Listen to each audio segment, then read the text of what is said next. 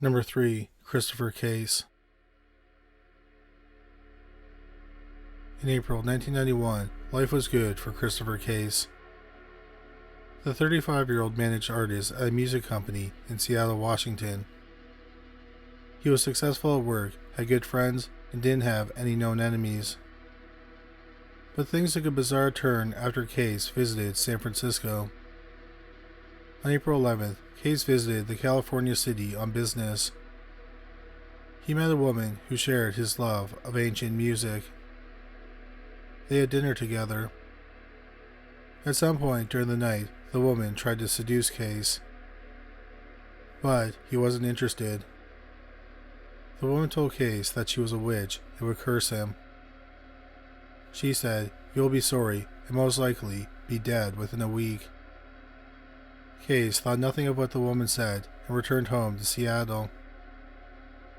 That's when weird things started happening. Case heard whispers, saw shadows, and woke up in the night feeling like hands were choking him. He even woke up with cuts and blood on his hands. Case thought that the witch was attacking him in his sleep. On April 14th, Case told friends that he was worried that the curse was real. Sammy Souter was one of the friends Case spoke with. Souter was a psychic and a teacher. Case left her a message saying, "They're after me. I'm very, very afraid. Extremely afraid. I could die from this." They had been friends for about a decade. Souter knew Case to be healthy, stable, and someone who didn't believe in witchcraft. She told Case to get help. Case went to a bookstore looking for advice on witchcraft. A few days later, Souter hadn't heard from Case and she was worried. She called the police asking for a welfare check. Police officers visited Case's apartment a couple times, but there was no response. The door was locked and they couldn't get into the apartment. It's unclear what day they visited. What is known is that the police visited Case's apartment at some point on April 18th. This time, his door was unlocked. Police found Case's dead body in the bathtub. He was wearing his clothes and there was no water in the bathtub. Allegedly, police found Case in a prayer position. There were no signs of violence, foul play, or robbery. The police found 10 candles that had nearly been totally burned. They also found several crucifixes. There were several piles of kosher salt along the base of the walls throughout his apartment. There were also piles of salt in the corners of the walls and on the porch. Piles of salt are usually part of rituals to ward off evil forces. The police found letters Case had written. They contained similar things to what Case had told his friends, that a witch cursed him and he was experiencing strange things in his apartment. An autopsy showed that Case died of myocarditis, which is an inflammation of the heart muscle. It caused Case's heart to stop beating. Exactly what caused the myocarditis remains a mystery. But it's apparent that Christopher Case really believed that he was cursed by a witch. Number 2. The Jake Bird Hex. Tacoma, Washington is about 35 miles south of Seattle. In 1947, the population of the city was around 140,000. 52-year-old Bertha Clutt lived there with her 17-year-old daughter, Beverly June Clutt. Beverly had just graduated from high school. Bertha was a baker. Bertha's husband, Edward, had died 7 years earlier. On October 29, 1947, Beverly came home from a prayer meeting at about 10 p.m. At around 2:30 a.m., neighbors heard screams coming from the Clutt house. They called the police. When they drove up, they saw a man walking out of the Clutt's home. He was holding a knife in his shoes. He ran away and dropped a purse. The police chased him through an alley. Two officers caught up to him, and the man stabbed them both. Eventually, the police caught the man and arrested him. They noticed that he had blood and brain tissue on his pants. The police went to the home of Bertha and Beverly. They found Beverly's body between the doorway of the kitchen and the dining room. She was lying on her face in a pool of blood. Police found an axe on the kitchen floor. They found Bertha's body in her bedroom, which was adjacent to the kitchen. Her body was so bloody they couldn't see most of her wounds. Her head was nearly severed. Based on the position of her body, the police believe she was sexually assaulted and then murdered.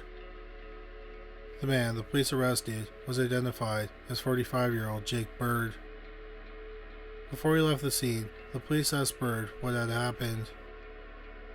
Bird said that he didn't commit the murders. Instead, he said his friend Leroy murdered Bertha and Beverly. The police didn't believe Bird, and he was brought to jail. Bird eventually confessed to the murders of Bertha and Beverly Collette. Bird said he only intended on robbing them. Before he entered their home, he grabbed an axe from their shed. He took off his shoes so he could sneak into their house quietly. He entered their house through an unlocked back door. He snuck into Bertha's bedroom while she was sleeping and stole her purse. But she woke up and tried to stop him. Bird said he tried to rape her. Bertha put up a fight and he panicked, so he hit her in the head with an axe. Bertha screamed. Bird then struck Bertha several more times with the axe. Beverly ran from the upstairs bedroom to the kitchen, and Bird attacked her with the axe. She died in the doorway of the kitchen. Bertha and Beverly each had 16 cuts or lacerations. He then dropped the axe, left the home, and ran from the police. He had a knife on him, which he used to stab the two police officers. Bird was charged with first-degree murder for the killing of Bertha Collette. If he wasn't convicted of Bertha's murder, he would have been charged with Beverly Collette's murder. Bird's trial started on November 24th and it lasted 3 days. He had pleaded not guilty. The jury found Bird guilty of first-degree murder. Bird then confessed that he was involved in many other murders. He said he could clear up 44 murders from across the country. He wanted to share this information with the investigators in exchange for a life sentence instead of being executed. The district attorney didn't agree to give him a life sentence, but they did agree to delay his sentencing hearing to hear what Bird had to say. Bird then confessed to dozens of murders. The police were able to confirm 11 of the murders, but it's unclear exactly who all the victims were. What is known is that he committed 3 murders in Omaha, Nebraska in November 1928, 3 in South Bend, Indiana in September 1942, 1 in Ogden, Utah on October 3, 1947, 1 in Highland Park, Illinois on June 24, 1942, and Bertha and Beverly Collette. Bird killed many of his victims with an axe. While the police were investigating Bird's confessions, he appealed his conviction because he wanted a new trial. His request was denied. At Bird's sentencing hearing in December 1947, Judge E.D. Hodge sentenced Bird to death. He then asked Bird for a comment. Bird said that the people who had anything to do with his case would die before him. This became known as the Jake Bird Hex. 1 month after his sentencing, Judge Hodge died of a heart attack. He was in excellent health up to his death. In January 1948, Undersheriff Joe Karpak interrogated Bird about some unsolved murders. In April 1948, he died of a heart attack. In January 1948, the court clerk, Ray Scott, also died of a heart attack. He hadn't missed a day of work because of illness in the 5 years he worked as a court clerk. On September 28, 1948, Detective Lyons died of a heart attack too. James W. Selden, Bird's attorney, had asked to be taken off Bird's case, but he was ordered to finish the trial. Selden made it known that he was only defending Bird because he had to. He died of a heart attack in November 1948. Arthur A. Stoddard was a correctional officer who retired shortly after Bird's sentencing. He died on April 27, 1949. It's unknown how he died, but some people say it was from a heart attack. 47-year-old Jake Bird was hanged on July 15, 1949. There was one more tragedy seemingly connected to the Hex after Bird's execution. 5 months after he was executed, 47-year-old Helen Osborne was found dead in a cabin in rural Minnesota. She had been hacked to death with a hatchet. Her husband, 58-year-old Lloyd Osborne, was found dead, sitting behind a desk in the same room. On the desk was a handwritten note. Lloyd wrote he had a nightmare about Jake Bird and he didn't realize what he had done to Helen. He decided that killing himself was the easy way out. If there was a connection between Bird and the Osbornes besides Lloyd's dream, it has never been made public. Their death seemed to be the end of the Jake Bird Hex. Number 1. Cursed Power Rangers. The Mighty Morphin Power Rangers first aired in the United States in 1993. It is a live-action series that follows 5 teenagers in the fictional city of Angel Grove. The teens transform into superheroes and fight villains like Rita Repulsa, a space witch. From there, it is expanded into a huge franchise that has 28 seasons of 21 variations of the show and 3 major motion pictures. Unfortunately, it turns out that some of the actors playing the superheroes of the shows were really villains themselves. A few of the actors have been involved in deaths, murders, and violence.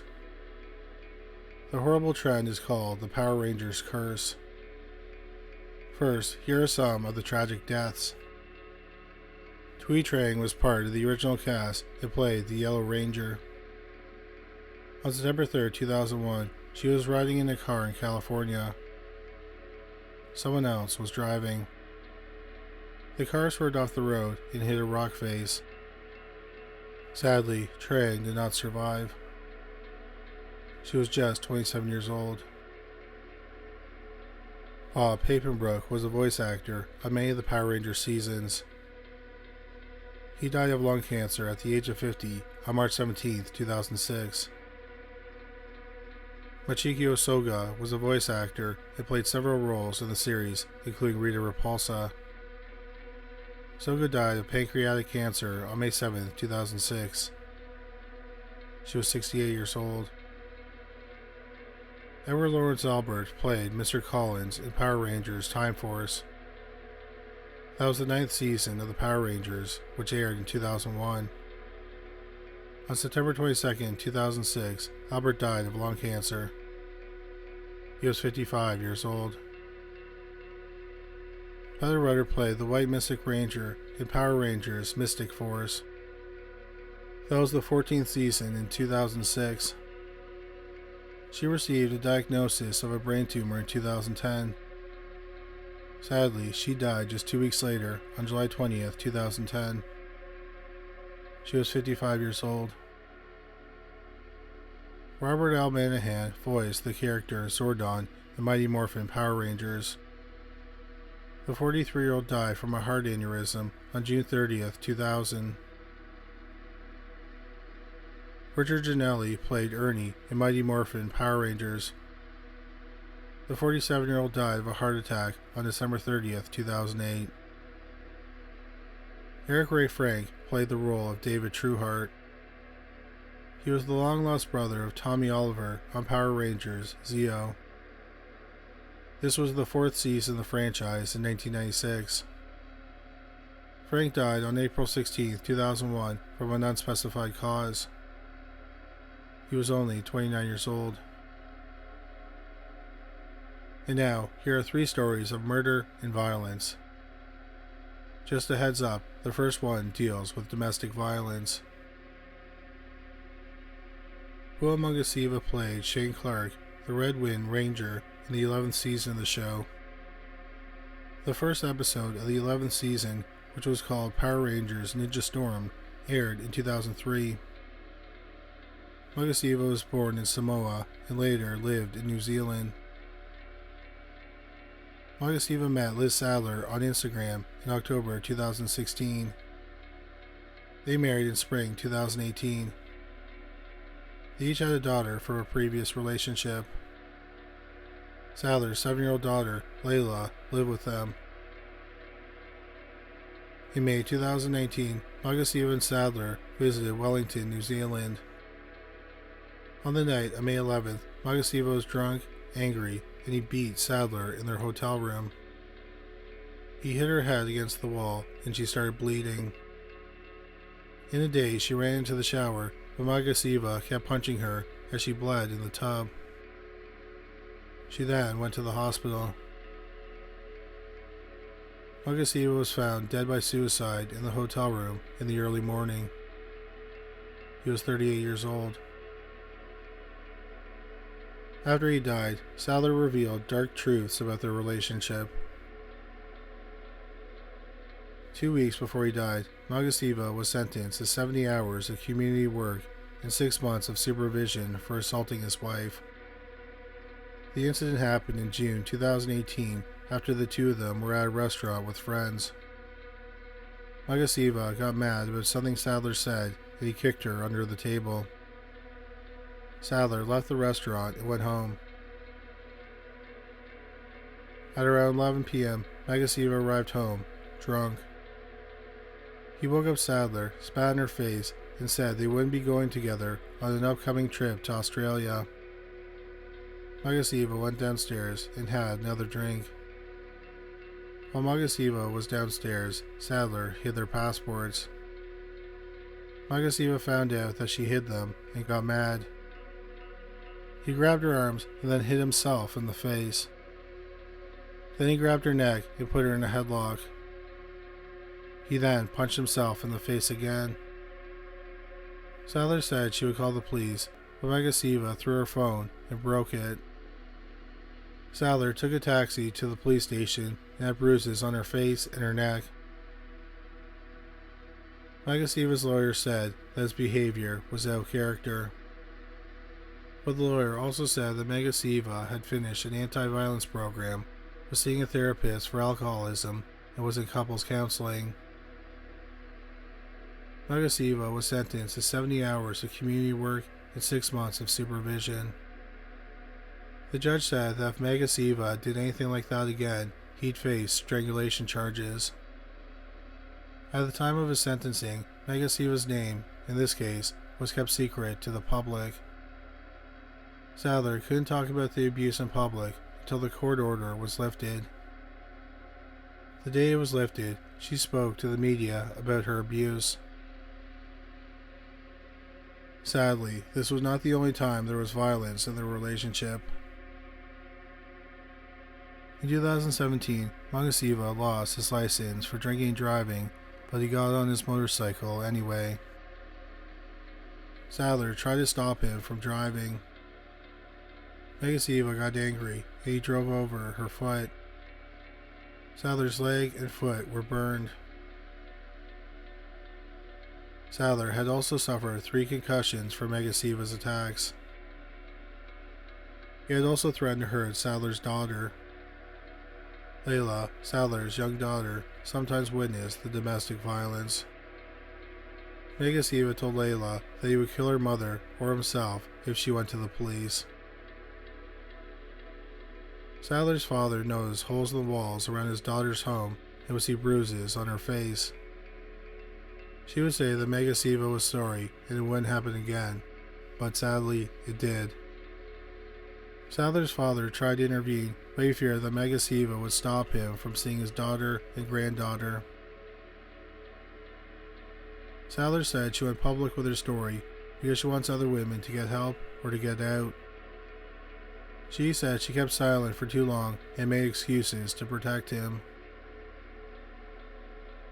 Another tragic story from the Power Rangers is about Ricardo Medina Jr., who played Cole Evans, the Red Lion Wild Force Ranger in the 10th season of the show. Power Rangers Wild Force first aired in 2002. He also played Decker in the 2011 series Power Rangers Samurai. In late 2015, Medina moved in with Joshua Stutter in Palmdale, California. They were both 36 years old. Sutter loved animals and could fix anything. He helped his sister build and open a dog rescue and pet store in 2011 in Los Angeles.